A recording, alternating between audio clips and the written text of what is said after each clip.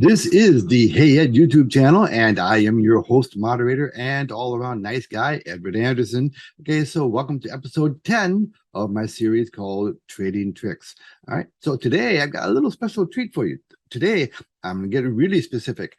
I'm going to show you my favorite chart pattern for trading.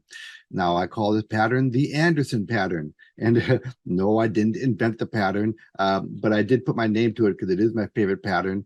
And so all of my students know it as the Anderson pattern, and maybe some of you out there will start using it. Okay, so let's take a look at it, and then I'll explain it thoroughly right after we take a look. All right, let's take a quick look. Oh, and by the way, this is my YouTube channel here. If you go to my channel and you hit the subscribe button, and then you click on the videos button, you can see all of my past videos for you to look at. And also, if you want to click on the playlist button here, and then click on Trading Tricks, you can view all of my Trading Tricks videos. Just go look at the right here and just go down the menu and watch them at your leisure. But let's go ahead and take a look at the pattern. So let's start by taking a look at the three components of this pattern.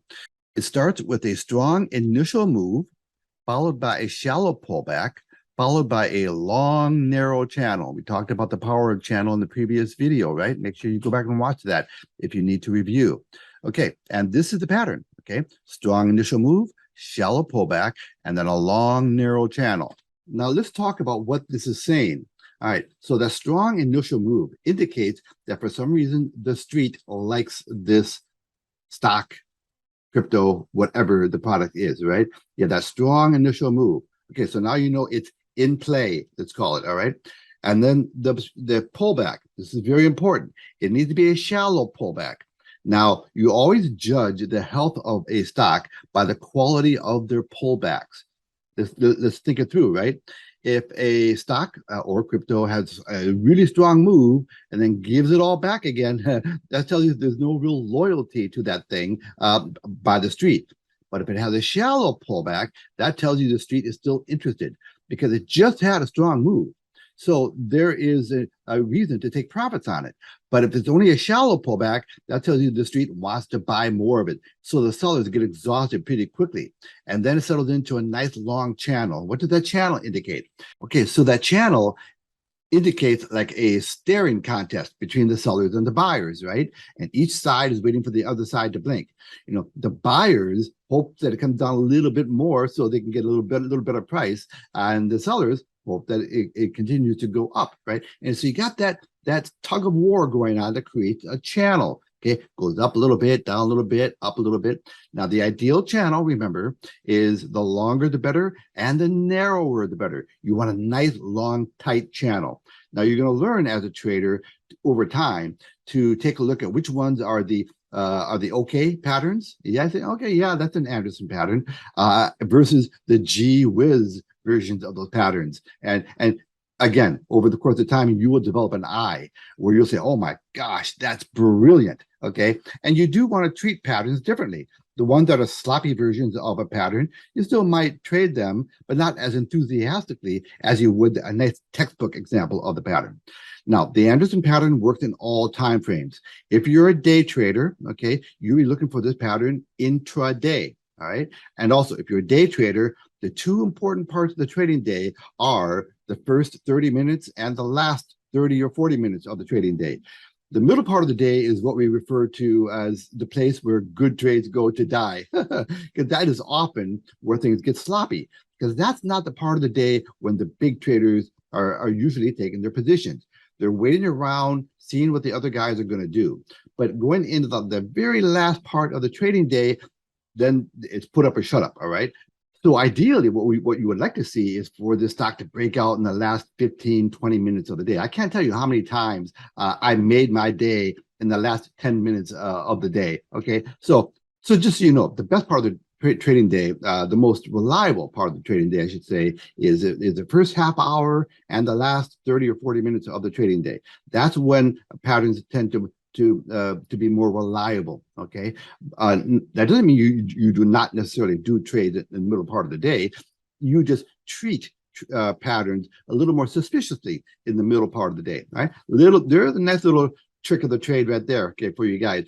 Don't worry about being in trades all the time. It's okay not to be in trades all the time.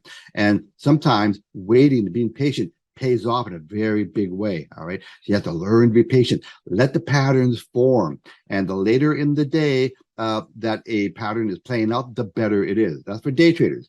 Now, this pattern also works whether you're a swing trader or position trader long term.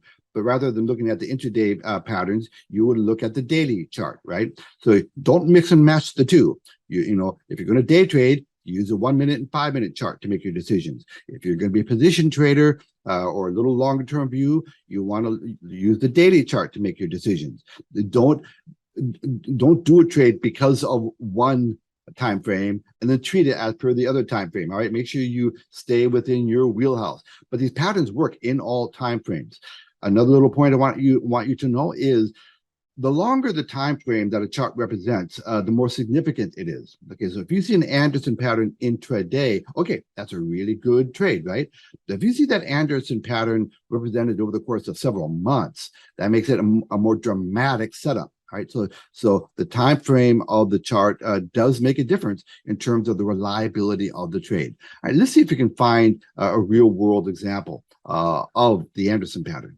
Okay, so today I went out and I scoured the market a little bit, see if I can find something that looks like an Anderson pattern for you guys. And I did find one. Okay, so this is an intraday chart of Bitcoin for the day.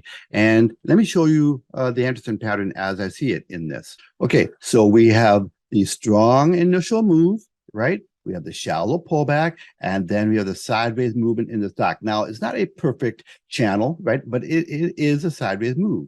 Again, as a trader, you'll start developing an eye for what you're really looking for, right? Because remember, with all these patterns, we're looking for a story. What is the story? And the story in this guy today is, okay, for whatever reason, it was very strong early in the morning. The street liked it for whatever reason. And then it had the pullback, and the pullback was shallow, right? The pullback, the Bitcoin didn't come all the way down to the opening price. It's hanging in there. That tells you the street likes this guy.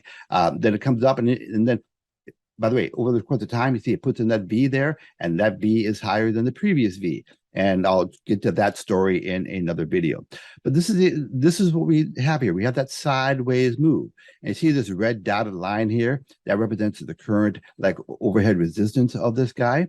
Okay, so this is a very nice, this is a guy that I would be buying right now. Okay, so let's not try to overthink this. One of the problems traders have is they often overthink things. Remember that what you're always doing when you're looking at patterns is you're looking for a story. What is this pattern telling me about this stock, about this crypto, about this, whatever it is you're trading? What is the story behind here?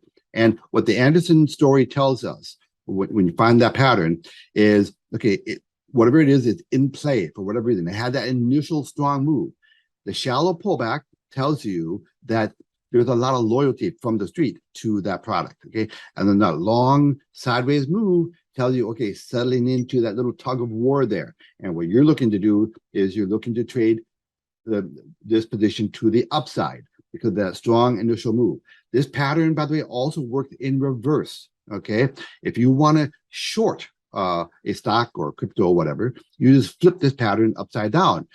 So you see a stock that has a sharp sell-off, then has a little pathetic rally, and then goes into the channel, and you're looking to short that guy. The rule of thumb is the direction in which this stock should break should be to the upside because of the initial strong move. Now, if the initial move was to the downside, then it settles into a channel. Then the odds are that it's going to break that channel to the downside. All right. So again, let's not overthink this. This is very simple stuff. Now, I might get around to showing you a few more patterns here during the course of these videos. But listen, what you really want to do as a trader is come up with a small portfolio of things that you look for. So maybe you become a specialist in the Anderson pattern or whatever pattern you happen to like. Find a pattern that makes sense to you and that you can spot easily with your eye, and then become an expert in that 1 or 2 or 3 or 4 patterns. In that class, I only teach 4 patterns. That's all I teach, which is 3 more than you really need, right? you know, if you're thinking about doing this as a business, trading as a business, you want to fall into a routine. Remember, we talked about this earlier in the previous video. You want to settle into something that you can do every day, something that is repeatable. Now I like the Anderson pattern because it's a high probability, low risk pattern. All right. I mean, what more do you want from me? Okay. So that's the Anderson pattern. I got a lot more to show you. So if you have not subscribed yet, please make sure you subscribe. And please, if you don't mind, give me the courtesy of hitting that like button and maybe even leaving a comment, because that helps the algorithm quite a bit as well. So Edward Anderson, see you in the next video, signing out. Copy that.